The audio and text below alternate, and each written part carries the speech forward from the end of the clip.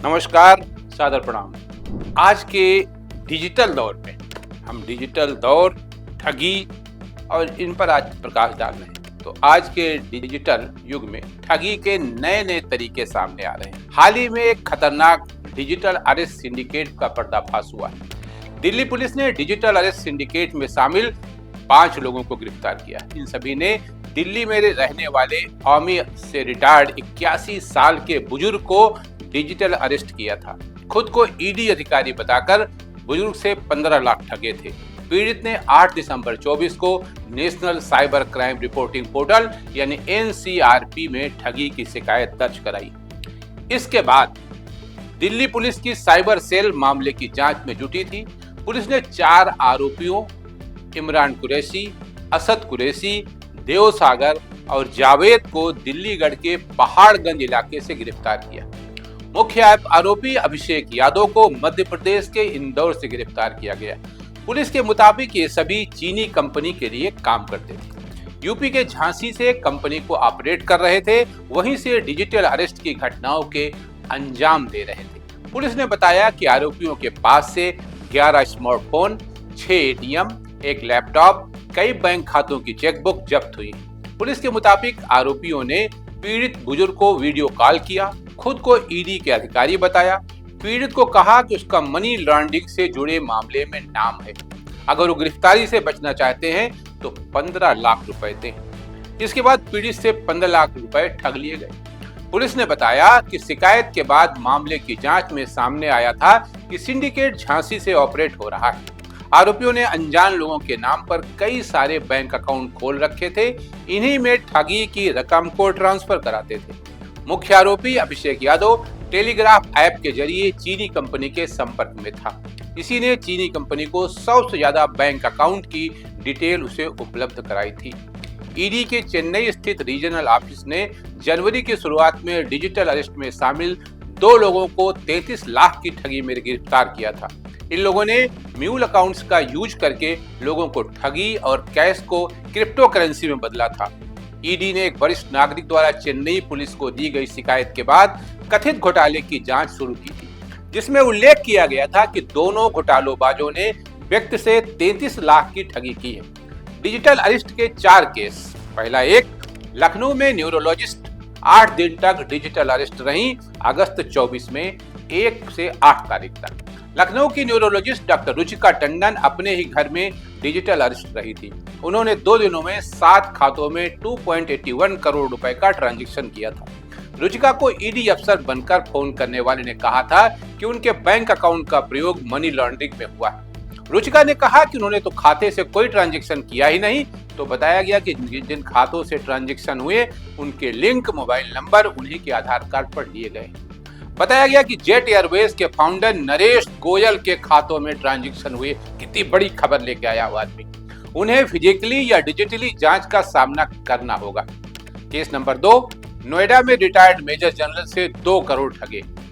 अगस्त 24 में 10 से 14 तारीख के बीच यूपी के नोएडा में retired major general digital arrest का शिकार हुए। उनसे 2 करोड़ रुपए की ठगी की गई थी। आरोपी ने उन्हें DHL कुरियर सर्विस अफसर बनकर फोन किया था। उसने मेजर जनरल से कहा कि उनके नाम पर मुंबई से ताइवान के लिए एक पार्सल है, जिसमें 5 पासपोर्ट, 4 बैंक क्रेडिट कार्ड, कपड़े, 200 ग्राम MDMA ड्रग्स और एक लैपटॉप। केस नंबर 3, राजस्थान के झुंझुनू में प्रोफेसर से ठगी। अप्रैल 24 में बिट्स पिलानी की प्रोफेसर सिजाता डे 3 महीने से डिजिटल अरेस्ट रही थी। 3 महीने उन्होंने 7.67 करोड़ ट्रांसफर कराए थे। इसमें 80 लाख रुपए लोन लेकर दिए थे। सिजाता को ट्राई अफसर बनकर फोन करने वाले ने कहा था कि उनके नंबर पर साइबर क्राइम से जुड़ी शिकायतें हैं, जो 1 घंटे में बंद हो जाएगा। आरोपी ने उनसे यह भी कहा था कि उनके आधार नंबर पर दूसरा मोबाइल नंबर भी रजिस्टर्ड है, जिससे अवैधानिक विज्ञापन और उत्पीड़न के मैसेज भेजे गए।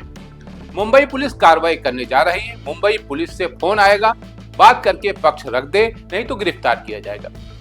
फिर वीडियो कॉल आया, जिसमें कॉल करने वाला स्क्रीन पर नहीं था, सिर्फ आवाज थी। केस नंबर 4, MP के भोपाल में 66 साल के रिटायर्ड लेक्चरर को फंसाया।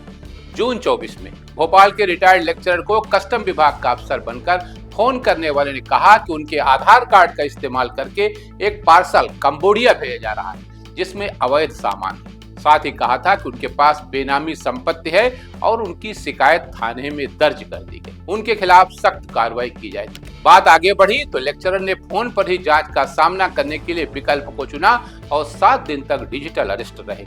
इन 7 दिनों में उनसे 1.30 करोड़ रुपए ट्रांसफर कराए गए, इसमें एक एफडी भी शामिल थी। अब मेरा इसमें यह कहना है, एक तो पढ़े लिखे लोग ही इस केस में फंसते हैं। कोई अनपढ़ जितने ना हमने पढ़े हैं, जितने आजकल अखबारों में हमने पढ़े, अब तक जितने डिजिटल अरेस्ट हुए कोई अनपढ़ आदमी हुआ कभी? हम समझ नहीं पाते हैं कि ये पढ़े लिखे लोग नकल करके पास हुए थे क्या? रट्टा मार के गए थे, पास हो गए थे क्या? बड़े बड़े अफसर कैसे बन गए? इनके पास बुद्धि नाम की कोई चीज ही नहीं है। अरे भाई, जब आप जबरदस्ती कह रहे हो हमसे कि आपका नंबर इस्तेमाल हुआ, अरे हुआ होगा भाई, हमने किए नहीं। लेकिन नहीं, चूंकि आप चोर हैं, आप कहीं ना कहीं चोर हैं और ये बात वो लोग जानते हैं, तभी आपको फोन करते हैं और तभी ये डिजिटल अरेस्ट। आप जितने भी लोगों के नाम हमने पढ़े, सब पढ़े लिखे लोग हैं, इनको मालूम है कि भारत में डिजिटल अरेस्ट का कोई प्रोविजन ही नहीं, फिर कैसे आप सहमत रहते हैं? और दूसरा, जितने भी लोग अरेस्ट होते हैं कोई ऐसा नहीं है माइकल आज जिसके खाते में 10,000 रुपए, सब करोड़ों रुपए लगाते हैं। कहां से ले आते हो भैया? लाखों रुपए जाते हैं, कहां से लाते हो? 10-20 हजार जिसके खाते में होते हैं, हम जैसे गरीब आदमी के, उनका तो कभी डिजिटल अरेस्ट कोई फोन ही नहीं करता, कभी कोई पूछता नहीं कि ईडी कहां से आया कि सीबीआई का आया। तो बड़े लोग, जो कि बड़ी बुद्धि उनकी है, समझने की, सोचने की शक्ति नहीं, और डरते हैं कि ऐसा हो जाएगा वैसा हो जाएगा। क्योंकि आप चोर हैं, इसलिए अगर आपको कोई कभी ईडी अधिकारी या सरकारी एजेंट बनकर कॉल करे और पैसे मांगे तो तुरंत सतर्क हो जाए। ईडी या कोई भी सरकारी एजेंसी, जैसा कि मैंने कहा, फोन पर पैसे नहीं मांगता। क्या करें? फोन पर बैंक डिटेल्स या ओटीपी शेयर न करें। रोज ये पुलिस की तरफ से आपको बताया जाता है, लेकिन हम हैं, हमको भी कसम है कि जैसे हम बताएंगे ओटीपी जरूर। शक होने पर तुरंत पुलिस को रिपोर्ट करें, किसी भी संदिग्ध लिंक या कॉल से बचें। लेकिन हम फिर भी नहीं मानेंगे। कल का अखबार आप फिर पढ़ोगे, फिर कोई डिजिटल अरेस्ट किया जाएगा। आज के लिए इतना ही। नमस्कार।